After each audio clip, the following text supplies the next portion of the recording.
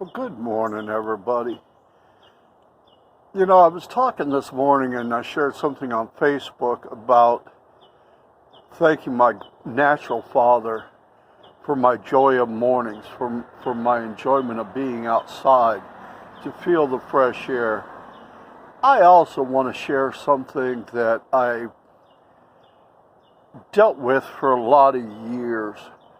There was a time when my father was passing and was in the hospital in Medina, Ohio, and he had slipped into a light coma where he hadn't spoken or anything for a day or two, and we knew he was passing. And the one morning, early, probably about 4:30 a.m., I got up from my house and went into the hospital. And I was standing there holding his hand.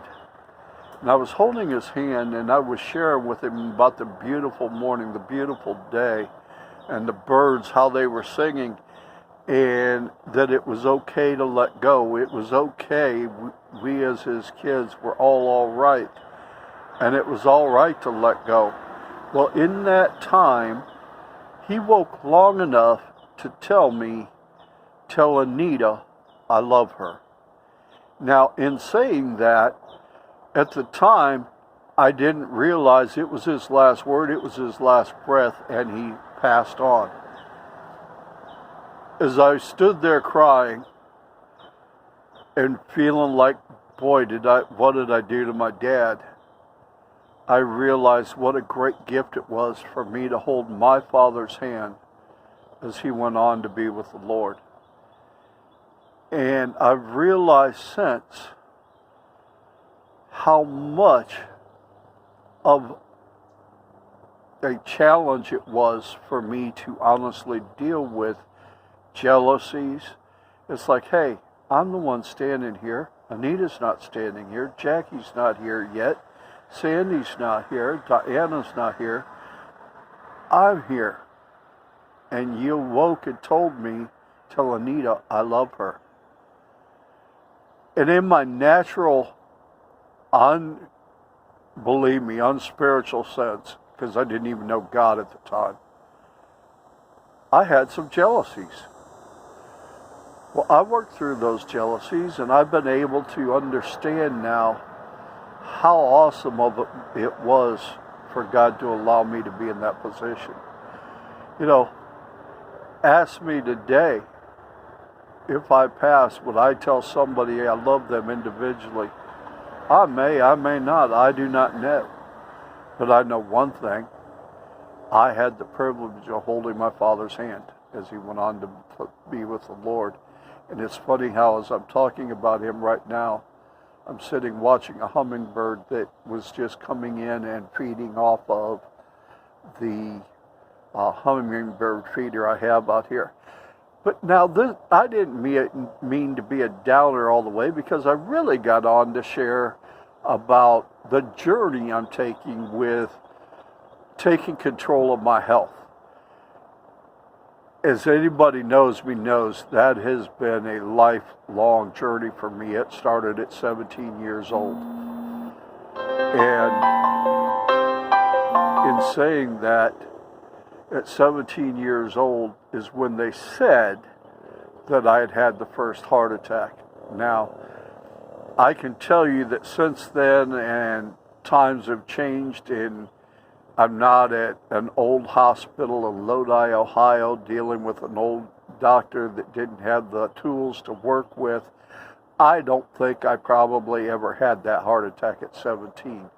It did stop me playing football my senior year. It did do a lot of things, including immediately thereafter is when the weight gain started. Weight gain contributed to more of the health issues. Now for me, it's been a battle nonstop since 17 years old. I now have finally, at 64 years old, figured out I'm the one that has to take control of this. I can pray and pray and pray for the Lord to take the calorie out of that cookie, but if I still keep eating that cookie, that weight's still coming on. Well, I am praying. I am searching God and asking for His strength to do what I have to do to be a man of integrity, to lose the weight. My son saw a picture the other day and said, "Dad, I didn't even know you had a neck." Well, I do have a neck. It's not much, but I've got one.